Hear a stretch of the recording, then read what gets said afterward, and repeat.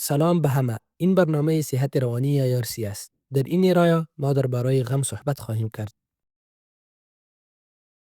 حالا بیایید در ابتدا یک تمرین تنفسی سریع انجام دهیم. تمرین تنفس یک روش علمی ثابت شده است که در زمانهای پر استرس به ما کمک می کند.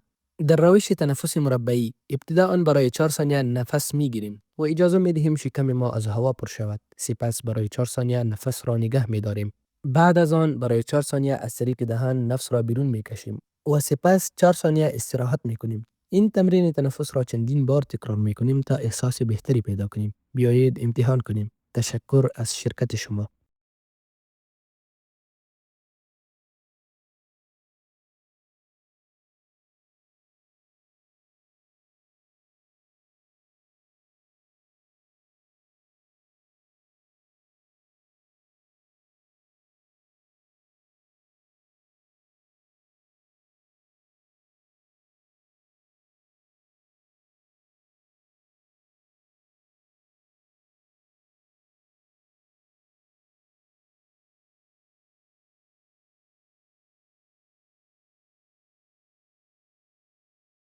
غم زمانی رخ می دهد که کسی یا چیزی ارزشمند را از دست می دهیم. این احساس می تواند ما را بسیار غمگین، تهی یا حتی درمانده کند.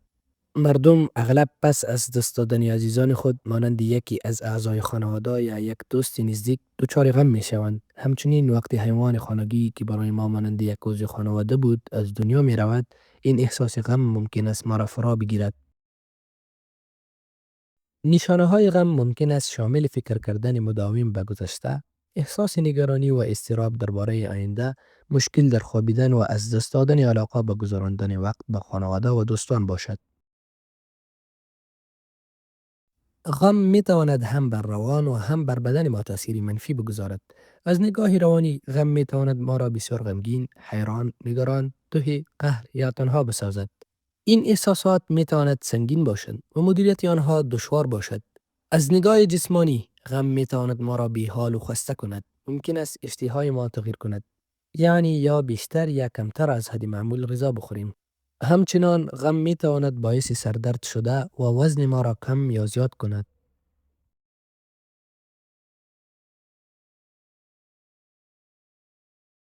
غم می تواند به دلایل مختلف رخ دهد و معمولا زمان اتفاق می افتد که کسی یا چیز مهم را از دست می دهیم. در روابط، غم ممکن است به دلیل وفات یک عزیز، جدایی یا دور شدن از خانواده و دوستان نزدیک ایجاد شود. چون این رویدادها می توانند حس عمیق غم و دلتنگی را به وجود آورند. همچنان از بین رفتن چیزهای با ارزش می تواند باعث غم شود. برای مثال، از دست دادن وظیفه، خانه یا موتر می تواند احساس ناامنی و نگرانی درباره آینده ایجاد کند. همچنین مشکلات صحی می تواند سبب غم شوند. کاهش صحت، ابتلا به یک بیماری جدی یا زندگی با بیماری های مزمن می تواند باعث احساس غم و ناامیدی گردد. غم همچنین می تواند ناشی از تغییرات در زندگی باشد که حس فقدان یعنی از دست دادن را ایجاد می کنند. ترک خانه می تواند غم به همراه داشته باشد، به ویژه زمانی که به یک جامعه جدید می روید و از مکانها، افراد و عادتهای آشنای خود دور می شوید. همچنین اگر نتوانید در مراسم یا رواجهای مهمی که برای شما ارزشمند هستند شرکت کنید، ممکن است احساس غم کنید. تغییرات در وضعیت مالی نیز می توانند باعث غم شوند. از دست دادن در آمد، روبرو شدن با مشکلات مالی یا مواجه شدن با مصارف غیرمنتظره می تواند باعث استرس و احساس غم شود. زیرا شما باید خود را با یک روش جدید زندگی سازگار کنید. غم معمولا در مراحل مختلف اتفاق می افتد و افراد این مراحل را به شکل‌های گوناگون تجربه می کنند. مرحله اول انکار است، جایی که باور کردن یا پذیرفتن فقدان دشوار می شود.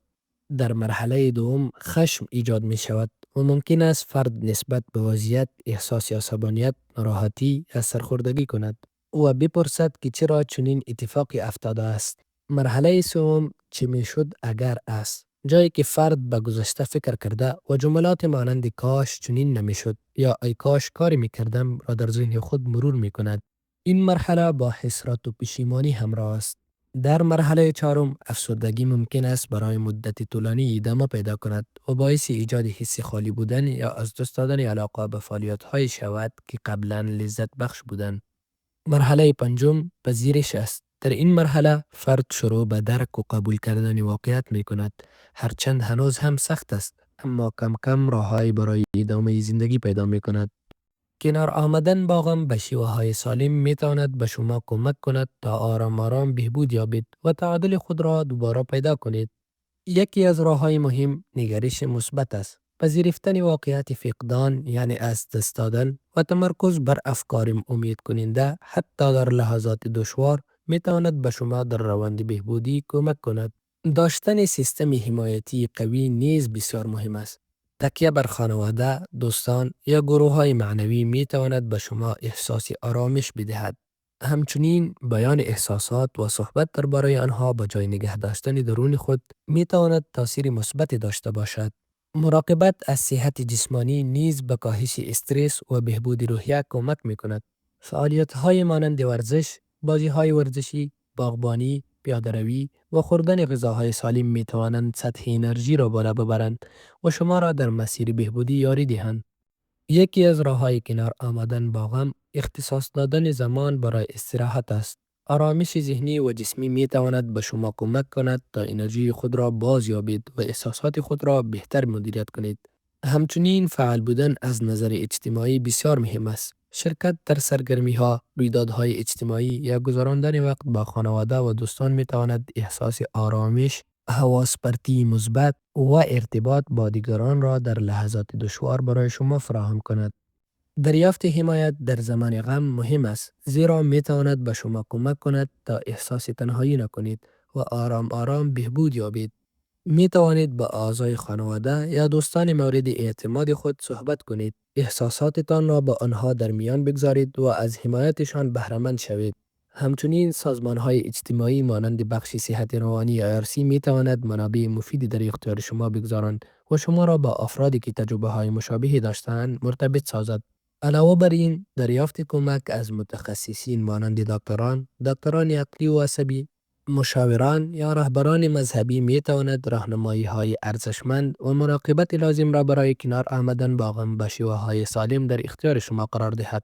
حالا بیایید ببینیم که آیا می توانید اطلاعات کلیدی درباره غم را به یاد بیاورید. آیا این جمله صحیح است یا غلط؟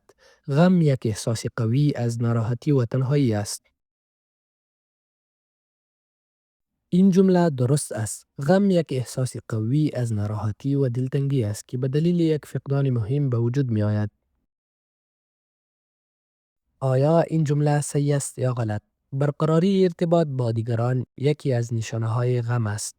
این جمله غلط است. کناره‌گیری از دیگران یکی از نشانه‌های غم است، اما هنگام تجربه غم مهم است که از حمایت اجتماعی خود کمک بگیرید.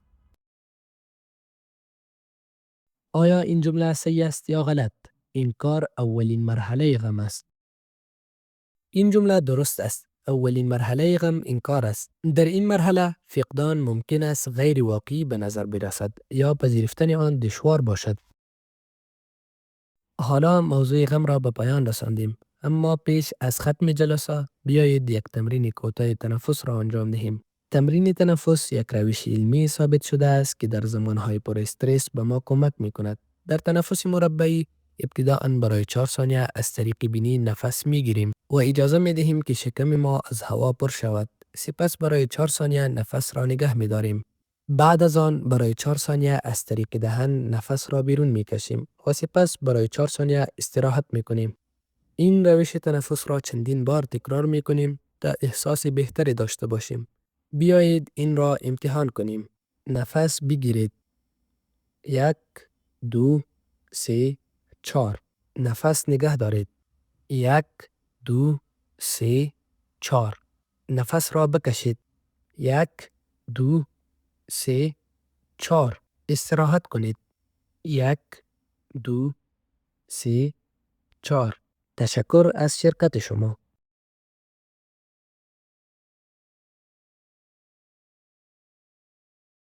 لطفاً در صورت تمایل به یادگیری بیشتر در مورد مشاوره یا دریافت خدمات مشاوره با اعضای تیم صحت روانی یا یارسی تماس بگیرید.